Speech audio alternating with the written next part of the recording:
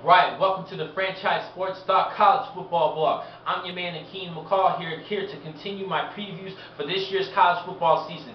Today, it's all about the Big East Conference, or should I say, the Big Least Conference. Now, they lost their powerhouse school, West Virginia. They're now part of the Big 12 Conference, and Pitt and Syracuse are going to leave this conference next season. But they did pick up a decent school from the MAC Conference, Temple, and for next season they're going to pick up Boise State. They're going to join the Big East Conference. That is good news, but the depth so far in this conference has been going down, especially with the loss of the Mountaineers from West Virginia. And this is going to be a tough year for the Big East Conference. This is pretty much a coin toss between two schools. I think other teams have a little bit of a shot of winning the Big East Championship, but I really believe it's going to narrow down to two schools because of the low depth that they have in this conference. Now, based on the news that I gave you a couple weeks ago about the arrival of the new 14 playoff, the Big East Conference is actually somewhat already eliminated from even getting a consideration to be part of the top 4 teams because of having a weaker conference, especially the loss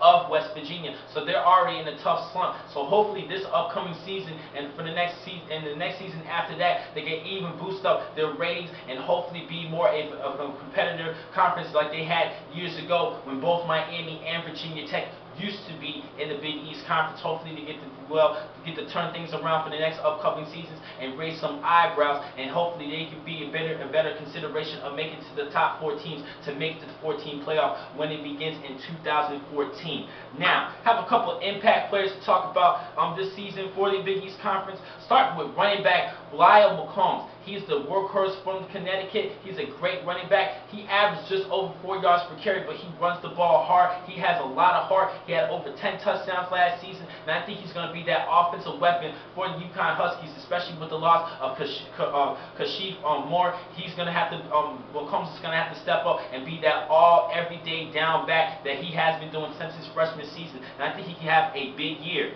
Also, I mentioned that Temple, they just joined the Big East Conference, and they ended up picking up Montel Harris out of Boston College. He ended up transferring from Boston College after getting kicked off the team. He is Boston College's all-time leading rusher, and he is already an immediate impact in this Big East Conference. I think he's going to have a big year. He might even be the winner of the Big East Offensive Player of the Year for his long season for the Temple Owls. Also, Temple picked up a good quarterback in Kevin Newsom out of Penn State. He's going to be battling that quarterback position to get that starting job, and I think he can start for this team right away, but this is going to be a tough competition for him. Hopefully he can step up and help out Montel Harris and help out that Owls offense and probably get a shot to be a sleeper or maybe even win the Big East Championship, especially with the addition of Montel Harris. He ended up replacing great running back Bernard Pierce. He's now with the Baltimore Ravens of the NFL. So Temple ended up replacing him with an outstanding back, and he's going to be a workhorse for that Owl offense. Look out for Montel Harris.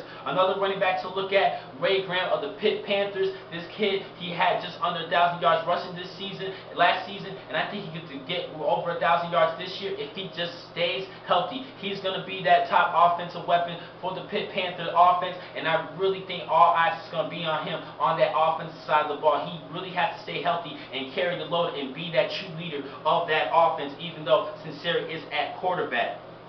At the quarterback position, I'm going to give a little bit of a surprise here. Ryan Nassib out of Syracuse, he had 22 touchdowns with 9 interceptions last year to go along with 2,685 yards passing. And with Alec Lemon, the leading returning receiver of the Big East Conference, representing C-Town, Crofton, Maryland. That's where I'm from, representing my little town in Maryland. He's a great receiver. He had over 800 yards receiving this season, and you know I'm definitely going to keep an eye on him, being one of my hometown guys. This kid is a great receiver, and with him having a good relationship with Ryan Nassib, they could both have great seasons this year in the Big East Conference. A couple of on the defensive side, I have 2 defensive linemen that you guys need to look at. Tevardo Williams out of UConn, he was the Big East leading sack maker last year with 12.5, and just behind him in second place is Aaron Donald of Pitt Panthers. He had 11 sacks last season. I think both these 2 players can make a run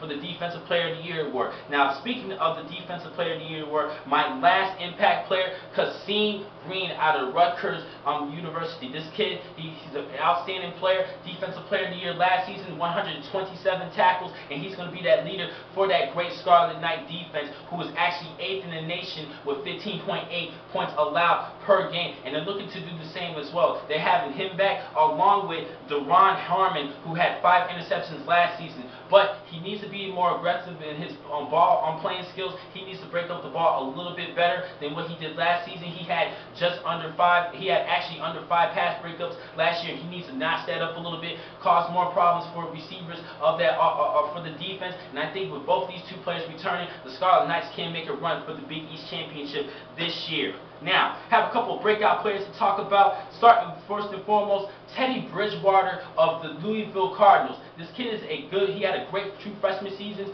14 touchdowns to go along with 12 interceptions. He just needs to lower that interception touchdown ratio just a little bit, but I think because he had such a stellar freshman year, I think he's going to progress, and he has so much potential to become a great quarterback and lead this Louisville Cardinal team to a second consecutive Big East championship. Louisville ended up sharing the Big East championship with Rutgers and West Virginia. So Louisville does have a shot with a young quarterback who has so much potential and so much of a big upside because he had a good freshman season. But not enough for me to give him as my impact player, but I think he's going to have a breakout season this year. A couple other players to talk about. At wide receiver, Isaiah Moore out of UConn. He was second in the team in receiving behind Kashif Moore, and I think Isaiah can be that go-to guy for Johnny McEntee. He ended up having over 2,200 yards passing last season, and I think Moore is going to be that top receiver for the Connecticut Husky offense.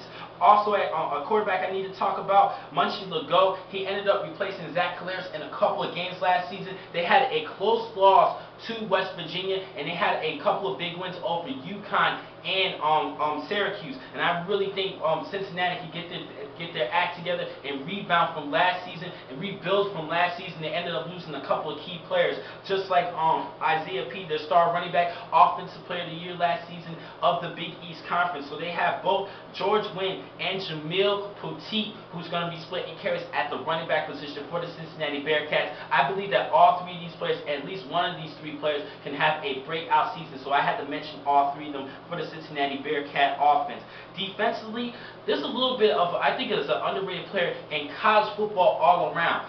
C.O. Moore of the Connecticut Huskies. This guy, he had over 80 tackles last season to go along with 6.5 sacks and 3 interceptions. He's going to be all over the field and making a lot of tackles, and he can even step back and pass coverage. This kid is an excellent player and very underrated. I'm definitely going to keep an eye on him for next season's NFL draft. This kid, he's a tremendous athlete. He's going to be working along with Tavardo Williams, and that defense, that Connecticut defense, can make a little bit of a name for themselves this upcoming year, but anything can happen. Now, I have a couple of incoming freshmen to talk about, just two in particular. For Rutgers, they ended up picking up one of the top defensive linemen in high school last season, Darius Hamilton. He's out of Ramsey, New Jersey. He ended up staying in his home state, and this kid is undersized, but he is a true technician, a superior technician on that line of scrimmage. He was actually nicknamed the technician during his senior year in high school. This kid is a great defensive end, and plus, with the low depth and the offensive lineman in this Big East Conference, Hamilton can definitely excel this season as a true freshman and pull up some impressive statistics as a true freshman. This is going to be a great addition for that Rutgers defense, who already have reigning defensive player of the year, Kasim Moore. And the second defensive player I need to talk about is Keith Moore out of Louisville. Louisville definitely needs some new young linebackers. They have a pretty low depth at that linebacker position. I believe that Keith Brown can start right away, even though he did miss most of spring practice due to injuries, but I believe that head coach Charlie Strong is going to have to make a decision and stick with Keith Brown right away as a true freshman and start for this team to help out that Louisville defense, who's going to be playing Rutgers at the end of the season. That's going to be an important game. Now, overall, Offensive Player of the Year award for the Big East Conference, I'm going to go with a little bit of a wild card here. I'm actually going to go with Montel Harris out of Temple. I think he's going to step up right away and be that replacement for Bernard Pierce. I think he's going to pull impressive numbers. I think a lot of people are going to be surprised that I'm going with Montel Harris, but maybe Ray Graham of Pitt if he stays healthy. If Graham stays healthy, I think he will be the Offensive Player of the Year of the Big East Conference. Defensive Player of the Year, I'm going to actually go with Trevardo Williams out of UConn. He had 12.5 sacks last season, and I think he could duplicate those statistics this year. But I think the sleeper for that Big East Conference Defensive Player of the Year, Seal Moore, one of my breakout players. Rookie of the Year, I'm going to actually go with Darius Hamilton of Rutgers because they already have a great dominant defense, and plus they don't really, like I said, the Big East Conference doesn't have any big premier offensive linemen coming into this season. I think Hamilton can take advantage of that and have a good, favorable freshman year and take advantage of all these the low depth of the offensive linemen of this Big East Conference. So I'm going to have to go with Darius Hamilton out of Rutgers. Now, a couple of key games to talk about, last but not least, starting with September 2nd. Kentucky's going to be playing against Louisville. That's going to be a big in-state rivalry that we've seen that game over the years, and they had a couple of key close games, especially on the defensive side. September 6th, Pittsburgh's going to be playing against Virginia Tech at home. That's going to be a decent game. Hopefully Pitt could pull the upset. On September 15th, Louisville's going to be playing against North Carolina. That's going to be a great game between quarterbacks Brent Renner of UNC and Teddy Bridgewater of Louisville. I think it's going to be a battle of the quarterbacks in that matchup. September 22nd, Rutgers is going to be playing at Arkansas. That Rutgers defense is going to be traveling down south to play the Razorback offense led by Tyler Wilson. This is going to be a great game, and we're going to see how good this defense really is against a decent Arkansas offense. October 13th, Louisville is going to be playing at Pitt. That's going to be a good conference game to look at. And last but not least, November 29th, Louisville is going to be playing at Rutgers, and I think this is going to be the Big East Championship in this matchup. Now, overall for the Big East Champion, I'm going to actually go with the Rutgers Scarlet Knights because they have a better defense than the Cardinals of Louisville. Like I said earlier in this blog, I think it's going to be between two teams, Louisville and Rutgers, and I think because Rutgers have the edge on the defensive side, their offense really needs to step up this year with Chase Dodd, and they need to develop a good running attack with Savon Huggins and Jameson splitting carries. Savon Huggins had a bad freshman year, 2.6 yards per carry. He's going to have to step up this year as a sophomore. He had a slump freshman season, but like I said, he was just a freshman last year. So hopefully he's going to step up this year and be that premier back that the Scarlet Knights has been looking for. He was actually one of the top high school running backs coming out of high school 2 years ago, and I think he can step up this year. But because of that Rutgers defense over Louisville, I have to go with Rutgers over Louisville for the Big East Championship, and they will play in the Big East BCS bowl game. So I have to go with Rutgers all the way. Now, next time I'm going to catch you guys is on Wednesday to give you a preview of the Big Ten Conference. Thank you for watching today's vlog from Franchise Sports Talk. I'm your man, Akeem McCall. Be easy.